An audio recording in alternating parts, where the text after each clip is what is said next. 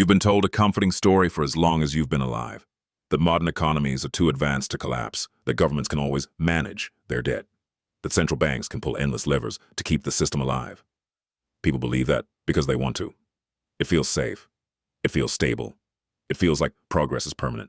But history does not care about feelings. Across 2,000 years, 5 different civilizations, each separated by geography, culture, technology, religion, all fell into the exact same mathematical trap. Debt expanding faster than the real economy that must support it. Rome in 33 AD, medieval Europe in 1347, France in 1789, Germany in 1923, Europe in 1953. 5 collapses, 5 different causes, but one identical underlying pattern. And right now, in 2025, the global economy is following that pattern step for step. This is not prophecy. This is not fear-mongering. This is arithmetic. Global GDP sits around $90 trillion. Global debt is over $300 trillion. That means humanity owes more than 3 times what it can produce in a year. If the world economy grows at 3%, it creates about $2.7 trillion of new value each year. But if average interest across the debt pile is only 3%, creditors demand $9 trillion annually. $2.7 trillion real value enters the system. $9 trillion must be paid out.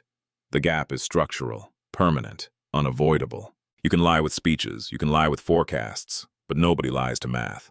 When debt outpaces production, societies face one brutal choice: erase the debt, or watch the economy collapse under its weight. And throughout history, civilizations erased it. Sometimes gradually, sometimes violently, but always inevitably. Before we travel through those collapses, there's something you need to understand. What debt actually is. Not the textbook version, the real version. Debt is not numbers on a bank ledger. Debt is a claim on future human time. When you borrow $100,000, you're pledging a portion of your future life. When a government borrows trillions, it's pledging decades of future taxes from people who haven't even been born yet. And there is a limit, a hard limit, to how much future time you can mortgage. When interest payments begin to consume all new growth, when governments must borrow to service yesterday's borrowing, when households, corporations, and nations roll debt into new debt just to survive, the system becomes a Ponzi scheme, wearing the mask of an economy. And Ponzi schemes don't end with repayment, they end with erasure. Throughout history, unpayable debt has only been eliminated in 3 ways. 1. Inflation. The currency is sacrificed. Governments print, devalue, debase. Debts are paid, but in money worth a fraction of what it used to be. Savers, retirees, bondholders, the responsible, are wiped out quietly. 2. Jubilee. Debts are canceled by decree. Sometimes negotiated, sometimes forced. Creditors absorb losses, the financial system resets, trust is shattered, a new architecture must be built from the ruins. 3. Collapse or war. When empires fall, when borders are redrawn, when governments disappear, the legal machinery that once enforced debts vanishes with them. Contracts become meaningless. Obligations dissolve into chaos. No civilization in history has found a 4th way. All 5 of the past debt collapses followed a 6-stage pattern. Credit explodes and creates the illusion of prosperity. Debt surpasses 250% of economic output. Interest consumes all real growth. Recognition. Society realizes the debt cannot be repaid. Political pressure builds for a reset. Debt is erased through inflation, jubilee, war, or some mix of all 3. And today, the global economy has already passed the first 2 stages and is sinking deep into the 3rd. But to understand why this pattern repeats so perfectly, we need to look at how stage 1, the illusion of prosperity, seduces every civilization. Rome entered its golden age after Augustus unified the empire. Money flowed like water.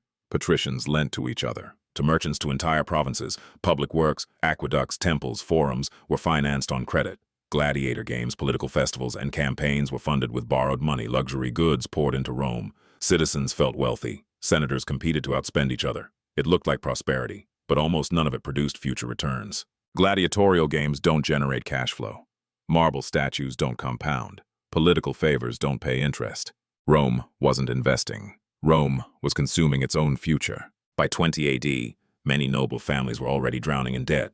They borrowed just to maintain appearances. They refinanced old obligations with new ones. They hid insolvency behind prestige. The empire appeared strong, but behind the marble mask was a financial corpse waiting to collapse. Medieval Europe repeated the exact same mistake. After agricultural expansion in the 13th century, credit surged across Europe. Italian banking dynasties, Bardi, Peruzzi, Medici, lent to kings, nobles, merchants, even clergy. England borrowed heavily to fight France. France borrowed to fight England. Cathedrals rose, universities expanded, trade flourished. But beneath the thriving facade was a debt structure ready to implode. Kings were borrowing to repay previous borrowing. Bankers extended credit because admitting the truth that earlier loans could never be recovered would destroy their entire balance sheets. Every empire enters stage one convinced that this time is different. Every empire believes its prosperity is real, not borrowed. And every empire learns the same lesson. Borrowed prosperity becomes real insolvency. Stage two begins when prosperity turns from illusion into burden, when debt stops amplifying growth and starts suffocating it. Economists argue endlessly about stimulus, interest rates, and fiscal multipliers, but the threshold is brutally consistent across history when total debt surpasses roughly 250% of GDP. An economy enters the danger zone. Why 250%? Because beyond that point, too much national income is diverted into servicing old obligations. Debt stops functioning as a growth engine and becomes a tax on the future. The economy isn't building, it's maintaining, not expanding, just surviving. And from that moment on, every new dollar borrowed accelerates the decline. Rome crossed this threshold silently.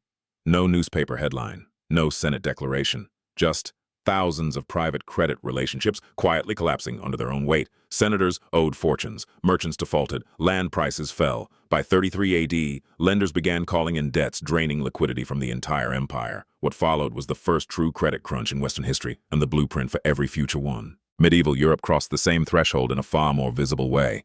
England owed more to Italian banking houses than it could ever repay. France had borrowed to fund endless conflict. The Bardi and Peruzzi banks were leveraged more than 10 times beyond their capital. Once the kings could no longer borrow to cover previous loans, the entire web snapped. Banks failed, trade choked, the early global economy of Europe collapsed into dust. But the most important part of stage two is what comes after it. Because crossing 250% debt to GDP guarantees stage three. Interest begins consuming all real economic growth. This is where the illusion dies. When Rome's creditors demanded repayment, commerce froze. No new loans meant no liquidity. Land values crashed because buyers couldn't borrow. The Roman economy became a machine designed only to service creditors, not to grow, not to innovate, not to expand. France entered stage three in the late 1780s. The monarchy was paying 60% of its revenue. Not to build armies, not to fund government, not to invest in the future, but simply to pay interest on old debt. France was the richest nation in Europe, yet it was functionally bankrupt. When a nation must borrow just to fund its interest payments, it no longer has an economy. It has a mathematical countdown. Germany reached stage three after World War I. Reparations denominated in gold marks were larger than the entire productive output of its economy. Germany printed paper marks to survive, but the debt burden, defined in gold, grew faster than money printing could offset. The result wasn't just inflation. It was a loss of meaning in the currency itself. Money became less a tool of trade and more a symbol of collapse. Today, the world sits in that same position. The United States now spends close to $1 trillion per year on interest alone. That number is projected to surpass defense spending, the cornerstone of American power, within the decade. Even modest rises in interest rates push the cost into territory no government can sustain. Global interest on the world's $300 trillion debt pile totals around $9 trillion annually. Yet the real economy produces, at best, $3 trillion in new real value. Wealth creation is outpaced 3 to 1 by debt servicing. This is not an economy. This is a global debt treadmill, accelerating. Once interest consumes all growth, stage 3 becomes stage 4 automatically. Stage 4 is recognition. The moment society realizes the debt will never be repaid. Rome reached recognition in 33 AD when the Senate tried to force lenders to convert their capital into land. The idea was to stabilize the system, but it only exposed how insolvent the elites really were. Senators discovered they owed more than their estates were worth. Medieval Europe reached recognition when kings defaulted openly. Once Edward III announced he would not pay back the Italian banks, the illusion of solvency ended. A king's default is not just a financial failure, it is a political confession that the system has exceeded the limits of mathematics. France reached recognition when Jacques Necker published the kingdom's accounts. The public saw the truth. Even if France eliminated the military, dismissed every government worker, and ended all spending, it still could not repay its debt. When the numbers were revealed, the monarchy lost legitimacy. Revolutions begin not with anger, but with arithmetic. Germany reached recognition when a loaf of bread cost billions of marks. Workers demanded to be paid twice a day. Cash depreciated between morning and afternoon. At that moment, every German understood the unspoken truth. The debts were unpayable, the currency was dying, and the system was collapsing in real time. And today, recognition is happening globally, quietly but unmistakably. China knows the U.S. debt is unpayable. The Federal Reserve knows it cannot raise rates without detonating the system. Bond markets know $1 trillion in annual interest is mathematically impossible to sustain. Politicians know the only way out is delay, distraction, and inflation. And ordinary people, for the first time in decades, feel something breaking beneath the surface. That leads to stage 5, political pressure for a reset. Rome faced riots. Plebeians demanded debt cancellation. Creditors resisted. The Republic once ended over this conflict centuries earlier. Debt between rich and poor has always been a political fault line. Medieval Europe faced the same pressure until the Black Death erased the conflict through catastrophe. France faced pressure that escalated into revolution. Debtors demanded justice. Creditors demanded protection. The state collapsed between them. Germany faced riots, coups, and radical parties promising to wipe out debt. Democracy fell under the weight of economic reality. Today, the pressure is rising again. Student debt forgiveness, universal basic income, MMT, wealth taxes, crypto revolutions, gold movements, populist parties promising resets, institutional elites promising soft landings. Two sides, both pointing at each other as the villain, both demanding incompatible solutions, both refusing to accept the underlying truth. The system cannot be saved, it can only be reset. And once stage 5 reaches its breaking point, stage 6 arrives, the reset itself. It may come through inflation, jubilee, war, or all three. But the pattern never fails. Civilizations write their debt in ink, but they erase it in blood, in paper, or in fire. Stage 6 is the point every civilization fears, and the point every civilization eventually reaches. Because when debt becomes unpayable, when interest consumes all growth, when politics fractures under the pressure, there's only one outcome left: the reset. But resets never look the same.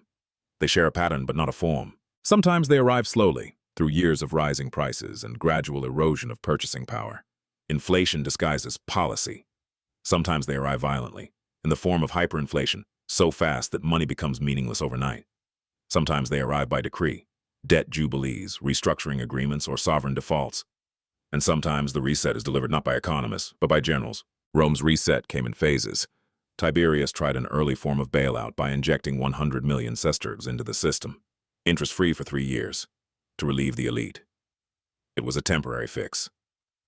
Within decades, currency debasement accelerated, and the Roman silver coin, the denarius, lost almost all its value. What began as a financial correction became a slow-motion imperial decline. Medieval Europe's reset was far more brutal. When the Black Death arrived, it didn't negotiate. It didn't restructure. It erased. Debt contracts, tax obligations, even feudal bonds became irrelevant in the face of mass death. With half the continent gone, labor became scarce, wages rose, and surviving peasants gained leverage unknown in earlier centuries. The collapse reshaped Europe's social and economic order forever. France's reset came through hyperinflation, so extreme that money itself became farce. The assignat, once backed by church lands, was printed into worthlessness. In just a few years, it lost 99% of its value. People who saved their entire lives watched wealth evaporate. The government paid its debts, technically, but in paper that couldn't buy bread. When currency dies, trust dies with it, and revolutions rarely stop at the bank. Germany's reset in 1923 was the most explosive of all. Hyperinflation shattered the middle class. Pensions evaporated. Savings collapsed. Mortgage debts were wiped out in days. And in the ashes of economic destruction rose political extremism. The hyperinflation of 1923 ended in the dictatorship of 1933. A warning carved into history with a clarity few choose to remember. Post-war Europe chose a different path: negotiation. The London Debt Agreement of 1953 cut Germany's external debt by 50%, structured the rest over decades, and tied repayments to export surpluses. It was the first true modern debt jubilee, not driven by panic, but by strategy. The Allies chose to preserve stability, rather than force unpayable obligations. The result was the German economic miracle, a reminder that debt relief, when done deliberately, can rebuild rather than destroy. But the modern world is different, more global, more interconnected, more fragile. And today's reset will not resemble any single historical example. It will resemble all of them. Because today's debt problem is not national, it is planetary. Every major economy in the United States, China, Japan, Europe rests on debt structures that cannot be repaid. Every government relies on rolling over obligations indefinitely. Every central bank prints money to delay consequences. Every financial market floats on a sea of leverage, derivatives, and assumptions about infinite liquidity. The global system is synchronized, and that is the danger. When Rome fell, China didn't collapse. When medieval banks failed, the Americas didn't even exist. When Germany hyperinflated, Asia continued functioning. When Europe restructured in 1953, Latin America was unaffected. But today, There is no outside. There is no safe corner of the world. Every market, every currency, every supply chain, every asset, all tethered to the same global debt machine. That means stage 6 will hit harder and faster than any reset in history. So how will it unfold? Scenario 1. High inflation reset, most likely. The U.S. gradually inflates away its debt. Not hyperinflation, but a long decay. 10% inflation, 12%, 15% every year, for a decade. Debts shrink in real terms. Savings erode. Bondholders get annihilated. The dollar survives, but weaker, permanently weaker. This is the path that destroys the responsible, rewards the indebted, and transfers wealth quietly from savers to borrowers. Scenario 2. Partial jubilee, likely in segments. Student loans forgiven. Mortgage relief for certain groups. Bailouts disguised as stimulus. Corporate debt rolled indefinitely. Developing nations get coordinated write-offs. This is already happening, piece by piece, in slow motion. Scenario 3. Conflict-driven reset. Low probability, high impact. History tells us that when financial pressure overwhelms political systems, nations often turn outward. Resource competition, currency blocks, territorial disputes, debt crises have a way of becoming geopolitical crises. A major war would not just redraw borders. It would erase debts by making them unenforceable. Not by policy, but by chaos. Let's hope we never see this scenario, but ignoring it would be naive. So what happens to ordinary people? The reset always falls on the same 3 groups. 1. Savers. Cash loses value. Retirement accounts shrink. Bonds become jokes. Your future purchasing power evaporates quietly. 2. Fixed income workers. Pensions lag inflation. Social programs fail in real terms. Salaries fall behind rising prices. Your standard of living declines every year. 3. Creditors. Anyone who lends, formally or informally, gets paid back in money worth far less than expected. And those who win? The same winners across 2,000 years. Debtors. If you owe money at a fixed rate, inflation becomes your ally. Your debt shrinks in real terms. Hard asset owners. Gold, real estate, productive land, cash flow businesses, energy, commodities. Assets tied to physical reality survive currency resets because their value does not depend on numbers printed on paper. Finally, there's a third group. Those who see the pattern early. They diversify out of paper promises and into real assets. They avoid being creditors. They stay liquid enough to respond, but not exposed enough to be destroyed. They position before the crowd understands what's coming. Because resets do not destroy everyone equally. They punish the blind and reward the prepared. Today, global debt sits at 335% of GDP. Interest consumes all new growth. The system is mathematically unpayable. Stages 1 through 5 are complete. Stage 6 is coming. Not maybe, not someday, but inevitably. The pattern has repeated for 2,000 years. It is repeating again right now. The only question left is whether you recognize it in time.